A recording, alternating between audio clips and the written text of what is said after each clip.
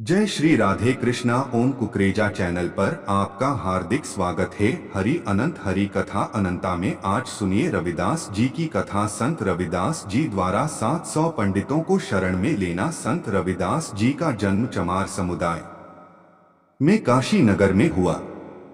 ये परमेश्वर कबीर जी के समकालीन हुए थे। परम भक्त रविदास जी अपना चर्मकार का कार्य किया करते थे, भक्ति भी करते थे। परमेश्वर कबीर जी ने काशी के प्रसिद्ध आचार्य स्वामी रामानंद जी को यथार्थ भक्ति मार्ग समझाया था, अपना सतलोक स्थान दिखाकर वापस छोड़ा था। उससे पहले स्वामी रामानंद जी केवल ब्राह्मण जाति के व्यक्तियों को ही शिष्य बनाते थे। उसके पश्चात स्वामी रामानंद जी ने अन्य जाति वालों को शिष्य बनाना प्रारंभ किया था। संत रविदास जी ने भी आचार्य रामानंद जी से दीक्षा ले रखी थी। भक्ति जो परमेश्वर कबीर जी ने स्वामी रामानंद जी को प्रथम मंत्रा बताया था, उसी को दीक्षा में स्वामी जी देते थे। संत रविदास जी उसी प्रथम मंत्रा का जाप किया करते थे। एक दिन संत रविदास को एक ब्राह्मण रास्ते में मिला और बोला, भक्त जी, आप गंगा स्नान के लिए चलोगे? मैं जा रहा हूं। संत रविदास जी ने कहा कि मन चंगा तो कटौती में गंगा, मैं नहीं जा रहा हूं। पंडित जी बोले कि आप नास्तिक से हो गए लगते हो। आप उस कबीर जी के साथ क्या रहने लगे हो? धर्म कर्म ही त्याग दिया है। कुछ दान करना हो तो मुझे दे दो, मैं गंगा मैया को दे आऊंगा। रविदास जी ने जेब से एक कौड़ी निकालकर ब्राह्मण जी को दी तथा कहा कि हे विप्र, गंगा जी से मेरी यह कौड़ी देना। एक बात सुन ले, यदि गंगा जी हाथ में कौड़ी ले तो देना, अन्यथा वापस ले आना। यह कहना कि हे गंगा, यह कौड़ी काशी शहर से भक्त रविदास ने भेजी है, इसे ग्रहण करें। पंडित जी ने गंगा दरिया पर खड़ा होकर ये शब्द कहे तो गंगा ने किनारे के पास हाथ निकालकर कौड़ी ली और दूसरे हाथ से पंडित जी को एक स्वर्ण का कंगन दिया, जो अति सुंदर व बहुमूल्य था। गंगा ने कहा कि ये कंगन परम भक्त रविदास जी को देना, कहना कि आपने मुझ गंगा को कृतार्थ कर दिया अपने हाथ से प्रसाद देकर। मैं संत को क्या भेंट दे सकती हूं? यह तुच्छ भेंट स्वीकार करना। पंडित जी उस कंगन को लेकर चल पड़ा। पंडित जी के मन में लालच हुआ कि यह कंगन राजा को दूंगा, राजा इसके बदले में मुझे बहुत धन देगा। वह कंगन पंडित जी ने राजा को दिया, जो अद्भुत कंगन था। पंडित जी को बहुत सा धन देकर विदा किया और उसका नाम पता नोट किया। राजा ने वह कंगन रानी को दिया। रानी ने कंगन देखा तो अच्छा लगा, ऐसा कंगन कभी देखा ही नहीं था। रानी ने कहा कि एक कंगन ऐसा ही हो चाहिए, जोड़ा होना चाहिए।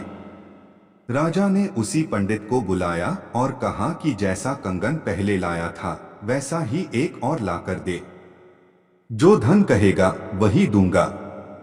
यदि नहीं लाया तो सपरिवार मौत के घाट उतारा जाएगा। उस धोखेबाज 420 के सामने पहाड़ जैसी समस्या खड़ी हो गई। सब सुनारों श्राफों के पास फिरकर अंत में परम भक्त रविदास जी के पास आया, अपनी गलती स्वीकार की। सर्व घटना गंगा को कौड़ी देना, बदले में कंगन लेना। उस कंगन को भक्त रविदास जी को न देकर मुसीबत मोल लेना। पंडित जी ने गिड़गिड़ाकर रविदास जी से अपने परिवार के जीवन की भिक्षा मांगी। रविदास जी ने कहा कि पंडित जी, आप क्षमा के योग्य नहीं हैं, परंतु परिवार पर आपत्ति आई है, इसलिए आपकी सहायता करता हूं। आप इस पानी कठौती मिट्टी का बड़ा टब जिसमें चमड़ा भिगोया जाता था में हाथ डाल और गंगा से यह कह कि भक्त रविदास जी की प्रार्थना है कि आप कठौती में आए और एक कंगन वैसा ही दें। ऐसा कहकर पंडित जी ने, जो रविदास के चमार होने के कारण 5 फुट दूर से बातें करता था, अब उस चाम भिगोने वाले कुंड टब में हाथ देकर देखा तो हाथ में 4 कंगन वैसे ही आए।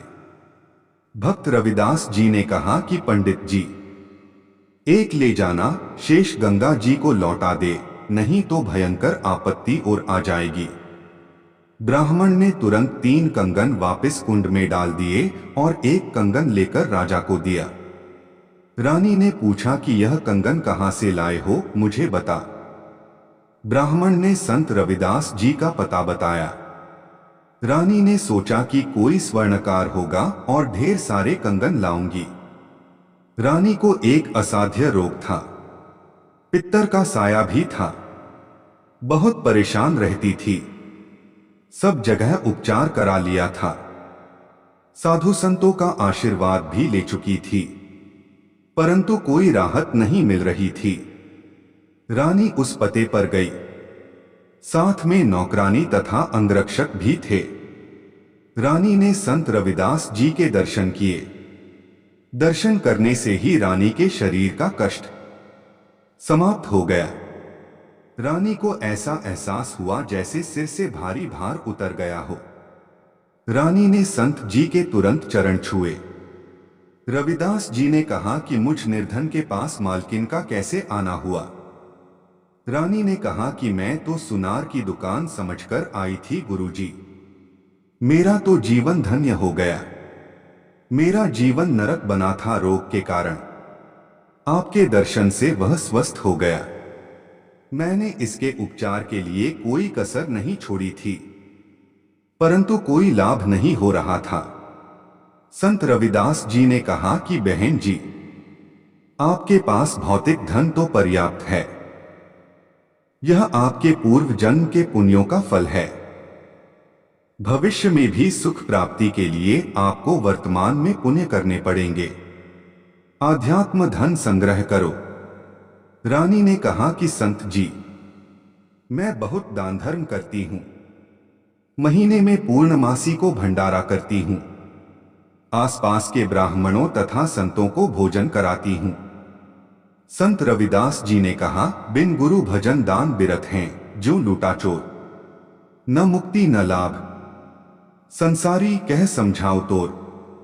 कबीर, गुरु बिन माला फेरते, गुरु बिन देते दान, गुरु बिन दोनों निष्फल हैं, चाहे पूछो वेद पुराण। रानी ने कहा कि हे संत जी, मैंने एक ब्राह्मण गुरु बनाया है। रविदास जी ने कहा कि नकली गुरु से भी कुछ लाभ नहीं होने का। आप जी ने गुरु भी बना रखा था और कष्ट यथावत थे, क्या लाभ है से गुरु से? रानी ने कहा कि आप सत्य कहते हैं, आप मुझे शिष्या बना लो। रविदास जी ने रानी को प्रथम मंत्रा दिया। रानी ने कहा कि गुरुजी, अब की पूर्णमासी को आपके नाम से भोजन भंडारा लंगर करूंगी, आप जी मेरे घर पर आना। निश्चित तिथि को रविदास जी राजा के घर पहुंचे। पूर्व में आमंत्रित 700 ब्राह्मण भी भोजन भंडारे में पहुंचे। भंडारा शुरू हुआ। रानी ने अपने गुरु रविदास जी को अच्छे आसन पर बैठा रखा था। उसके साथ 700 ब्राह्मणों को भोजन के लिए पंक्ति में बैठने के लिए निवेदन किया। ब्राह्मण कई पंक्तियों में बैठे थे। भोजन सामने रख दिया गया था। उसी समय ब्राह्मणों ने देखा कि रविदास जी अछूत जाति वाले साथ में बैठे हैं।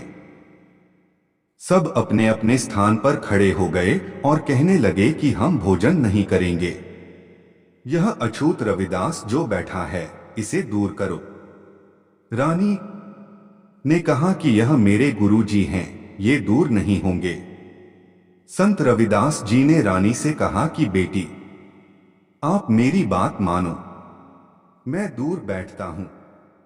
रविदास जी उठकर ब्राह्मणों ने जहां जूती निकाल रखी थी, उनके पीछे बैठ गए। पंडित जन भोजन करने बैठ गए। उसी समय रविदास जी के 700 रूप बने और प्रत्येक ब्राह्मण के साथ थाली में खाना खाते दिखाई दिए। एक ब्राह्मण दूसरे को कहता है कि आपके साथ एक शूद्र रविदास भोजन कर रहा है, छोड़ दे इस भोजन को। सामने वाला कहता है कि आपके साथ भी भोजन खा रहा है। इस प्रकार प्रत्येक के साथ रविदास जी भोजन खाते दिखाई दिए। रविदास जी दूर बैठे कहने लगे कि हे ब्राह्मणगण, मुझे क्यों बदनाम करते हो? देखो, मैं तो यहां बैठा हूं। इस लीला को राजा, रानी, मंत्राई सब उपस्थित गणमान्य व्यक्ति भी देख रहे थे। तब रविदास जी ने कहा कि ब्राह्मण कर्म से होता है, जाति से नहीं। अपने शरीर के अंदर खाल के भीतर स्वर्ण का जनेऊ दिखाया। कहा कि मैं वास्तव में ब्राह्मण हूं, मैं जन्म से ब्राह्मण हूं। कुछ देर सत्संग सुनाया।